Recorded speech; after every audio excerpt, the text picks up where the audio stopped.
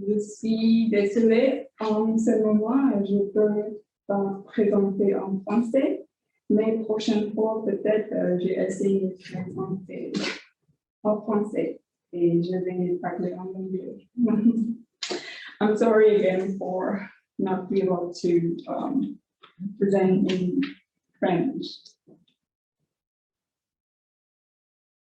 So I will take this opportunity to present briefly about my research projects before sharing some of my thoughts and my reflections on the ground. So the thesis director is Dr. Frederick Roger.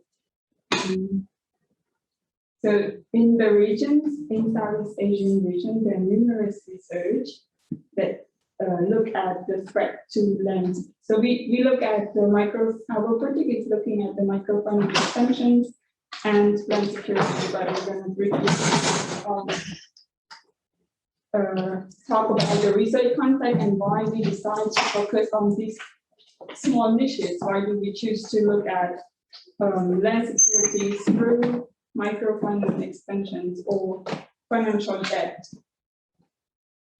So these are the topics that many researchers have done in the region. They have done like exhaustively. And if we use the framework of the financialization and maybe capital frontiers, these are like different forms of investments, and these things will change according to time and space. Like maybe now these are the type of investment that we see, but now this type of investment has raised a lot of resistance from local citizens and also international community. It's more now seen as less and less legitimate. So when researchers look at the threat to land security through this project, the possible solution, it seems like the formalization of land ownership. So that's why you can see different programs of land titling, which is supported by the World Bank. But I also want to point out that the implementation of land titling program was also mainly in response to the famous concept of Peruvian economies, which is referred to the debt capital. So for him, in order to bring this debt capital to life is a key to development. So bringing debt capital by providing land title to people, by providing land ownership certificate to people, so that people can get to use the certificate to use it as a collateral in order to get the money, the loan to invest in different enterprise.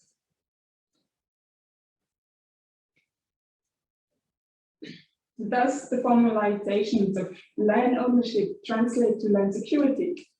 In the context of Cambodia, no. Why? Because of the rising of the over-indebtedness, household over-indebtedness through the microfinance loan. And this has become a key concern to land security or insecurity. Why? Because we observe on the ground that we have seen this debt cause land sale practices. What do we mean when we say debt cause land sale practices? It's referred to the process of the fact that indebted households have no other choice or are not given other choice through different regulations.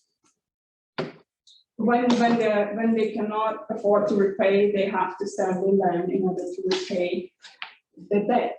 So they were not given any other choice. So we call these debt cause land sale. So what are the conditions that make this practice possible?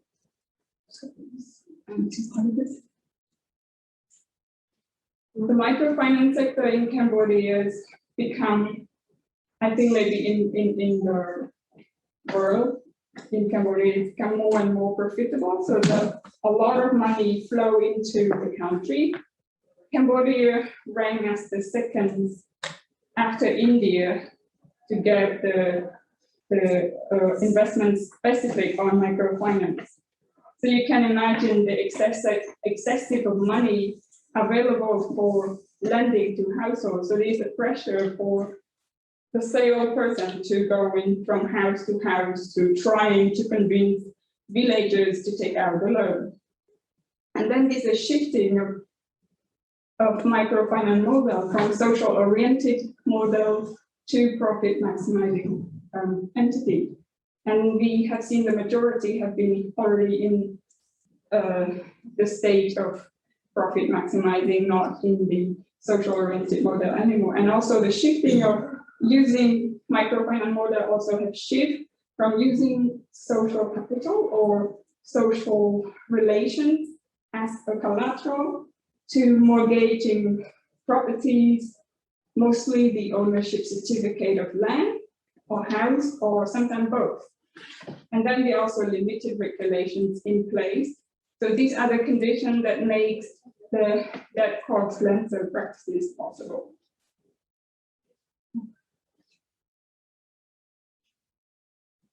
And these are the research objectives, what we're trying to understand. So I'm gonna briefly explain in the next slide, what do we look at when we say the process and the material and symbolic relations between indebted household and their land. And then we want to use our the understanding of 1 and 2 in order to reconceptualize the notion of land security and insecurity and what it means to be secure. So in the field, what I will look at, process, I will look at who involved and how they involved, maybe the power dynamic underground in terms of negotiation among different actors in an effort to protect their property or their land from losing. And how? So we'll collect the stories through in-depth interviews and observations of those who lost their land and or about to lose their land through financial debt. Material relations with land. Like, these are still raw. I'm still trying to formalize my research and still trying to understand what are the things I should look at and I should, conceptualize. I'm still like lack of vocabularies. So I would look at economic and monetary values of how land is being used and transact through the market economy. Symbolic relations, villager symbolic relations with their land. I will collect the vocabularies that villagers use related to how they refer to the land or the earth, and also observe different ritual and ceremony, specifically, not specifically to how they use their land. So when I was in Cambodia, from January to like last year's, I don't know if you can see I had the opportunity to visit a few provinces. One province is close to Laos borders. It's like in very northeast. Yeah, I'm not really good at the direction. Yeah, okay. The Ratnakri, and mostly it's mountainous areas where the forest. Sorry, I'm busy bird. Okay. Here. Okay, this is the first time visiting. This is the province that I visited, and mostly it's mountainous areas where the indigenous communities live, where they're mostly located. And I also got to visit these places. It's also mostly indigenous community, mountainous area, mostly indigenous community. So live in this area, and then got to visit the border province here, talk to migrant households who migrate to Thailand. You know, some migrate daily and some migrate seasonally. They live probably around here, and then also visit the community in the close to the plain, the rice farmers.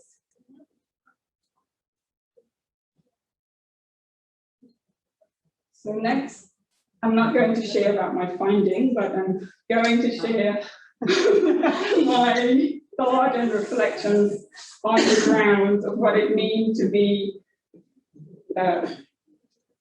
independent local woman. But first, I would like to explain you a little bit about the background in the context of the Cambodia and how it shaped the research landscape in Cambodia. The brief histories of Cambodia, and I'm just going to talk. So we got our first elections in 1993, and I'm going to just talk about the 1993 onwards. So in the field of the research, it's predominantly dominated by, I don't like to use the white men, but I don't know what is the best way to describe so that you can see the pictures. So mostly dominated with white men and aid workers and also researchers. And local people were mainly employed as a research assistant or interpreters. So keeping this in mind, or like this legacy gonna shape how people gonna see us when we look like this, going to conduct the fieldwork or the research. So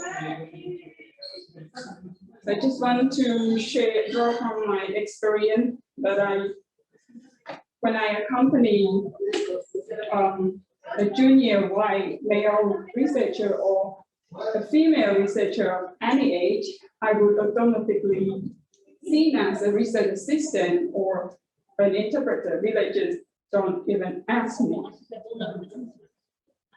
And when I accompany a senior white male researchers, I would be seen as his wife. And these are the questions that we frequently ask in the village. Frankly, at first I was annoyed with the questions, but then through some thoughts and reflection and thinking like I am in the village, asking villagers so many personal questions. So it's, yeah, I mean, they have the right to ask any question they want, and I'm being open like to answer as much as they can. So when shifting the mind like this, I find it's easier to connect with villagers. And I don't know how to describe this, but experience the negative masculine energy when talking to a woman. I call it negative masculine energy because I don't know how to call it, but it's like a discomfortable feeling, and I still find it difficult to deal with it, and I haven't found a way to deal with it yet. And I would like to hear from you, your experience, your thought, and your reflections in the field, and how you deal with, maybe you experience similar things, how you actually deal with it. And outsiders, insider dynamics. So like, because I speak the language and I look like the local, it's easy for me to, like, it's invisible for me to go there. So it's under like Cambodia's like more like really strict on the research and also dictatorship regime.